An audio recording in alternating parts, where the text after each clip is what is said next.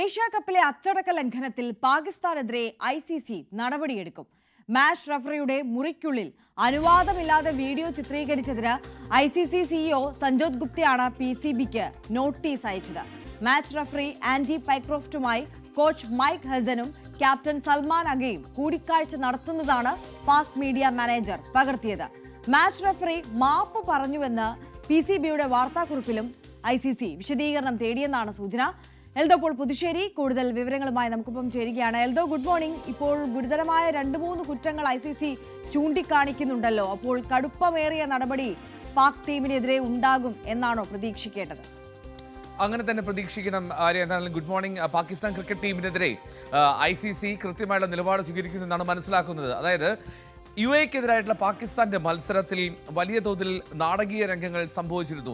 മത്സരത്തിന് മുമ്പ് നമുക്കറിയാം 1 മണിക്കൂർ വൈകിയാണ് UAE പാകിസ്ഥാൻ മത്സരം ആരംഭിച്ചത്. ടോസ് എത്തേണ്ട സമയത്ത് പോലും പാകിസ്ഥാൻ ടീം എത്തിയില്ല ഗ്രൗണ്ടിലേക്ക്. ടീം ഹോട്ടലിൽ തുടർന്നു. ഇതിനുശേഷം ഈ മത്സരം ബഹിഷ്കരിക്കുമെന്നുള്ള പാകിസ്ഥാന്റെ തുടർ ഭീഷണികളിൽ ICC മാച്ച് റഫറിയുമായി സംസാരിക്കാനുള്ള അനുവാദം കോച്ച് മൈക്ക് ഹസനും ക്യാപ്റ്റൻ സൽമാൻ അഗയ്ക്കും നൽകുകയുണ്ടായി.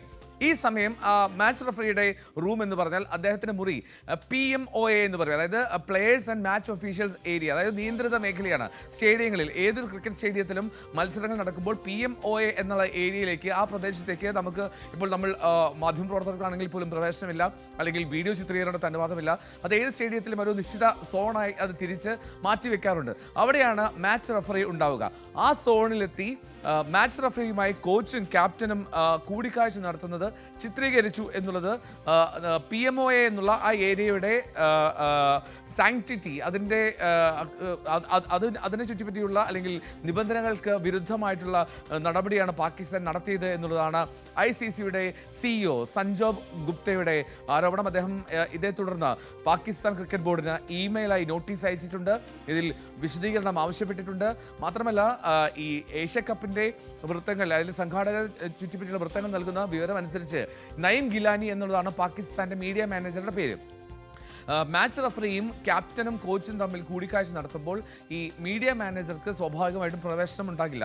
മീഡിയ മാനേജറെ മാച്ച് റഫറിയുടെ മുറിക്കുള്ളിൽ പ്രവേശിപ്പിക്കുക അസാധ്യമാണ്. പക്ഷേ അവിടെ പാകിസ്ഥാൻ നിർബന്ധം പിടിച്ചു.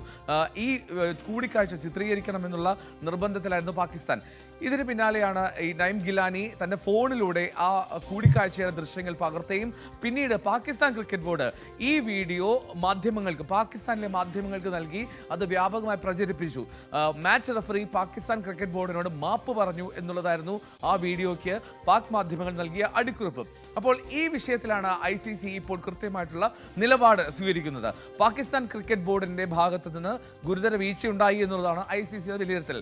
മാത്രമല്ല ICCയുടെ അനുവാദമില്ലാതെ ICCയുടെ മാച്ച് റഫറി മാപ്പ് പറഞ്ഞു എന്നുള്ള പാകിസ്ഥാന്റെ സ്റ്റേറ്റ്മെന്റ്, പാകിസ്ഥാൻ ക്രിക്കറ്റ് ബോർഡിന്റെ ഒഫീഷ്യൽ സ്റ്റേറ്റ്മെന്റ് ആയിരുന്നു മാച്ച് റഫറി മാപ്പ് പറഞ്ഞു എന്നുള്ളത്. അതിലും ICC വിശദീകരണം ആവശ്യപ്പെട്ടിട്ടുണ്ട്. പാകിസ്ഥാന് ഇതിൽ കൃത്യമായുള്ള മറുപടി നൽകേണ്ടി വരും, അല്ലെങ്കിൽ ഉറപ്പായും നടപടികൾ നേരിടേണ്ടി വരും എന്നുള്ളതാണ് പ്രധാനപ്പെട്ട കാര്യം. ഏറ്റവും പ്രധാനം, ഈ പറയുന്നത് പോലെ സ്റ്റേഡിയത്തിനുള്ളിൽ അനുവാദമില്ലാതെ പാകിസ്ഥാൻ ടീം മാനേജ്മെന്റിലെ അംഗങ്ങൾ വീഡിയോ ചിത്രീകരണം നടത്തി എന്നുള്ളതാണ് പ്രധാനമായും ICC ചൂണ്ടിക്കാട്ടുന്നത്. അതൊരു നിയന്ത്രിത മേഖലയാണ്. ആ മേഖലയിൽ വീഡിയോ ചിത്രീകരണം അനുവദനീയമല്ല. പക്ഷേ ഇത് മറ്റൊരു തെറ്റായ പ്രചരണത്തിന് വേണ്ടി പാകിസ്ഥാൻ ആ വീഡിയോ ഉപയോഗിക്കുകയും ചെയ്തു എന്നുള്ളതാണ് ICCയെ ചൊടിപ്പിക്കുന്നത്. കാരണം മാച്ച് റഫറി ആയിട്ടുള്ള ആൻഡി പൈക്രോഫ്റ്റിനെ മാറ്റാൻ തയ്യാറായിരുന്നില്ല ICC. പക്ഷേ ആ ദൃശ്യങ്ങൾ ഉപയോഗിച്ച് ICCയുടെ മാച്ച് റഫറി മാപ്പ് പറയുന്നു എന്നുള്ള പ്രചരണമാണ് പാകിസ്ഥാൻ ക്രിക്കറ്റ് ബോർഡിന്റെ ഭാഗത്ത് നിന്ന് ഉണ്ടായത്. ഇതിനെതിരെയാണ് ഇപ്പോൾ നടപടിക്കുള്ള സാധ്യത. എന്താണെങ്കിലും ഇന്ത്യ പാകിസ്ഥാൻ മത്സരം വരുന്നുണ്ട് ഞായറാഴ്ച. ഈ ഒരു സാഹചര്യത്തിൽ ഏഷ്യ കപ്പിലെ ഓരോ നീക്കങ്ങളും വീണ്ടും ചർച്ചയാവുകയാണ്. കൂടുതൽ വിവാദങ്ങളിലേക്ക് കാര്യങ്ങൾ പോവുകയാണ് ആര്യ. തീർച്ചയായും. എൽദോ പോൾ പുതുശ്ശേരിയാണ് സമഗ്രമായ വിവരങ്ങളുമായി നമുക്കൊപ്പം ചേർന്നത്.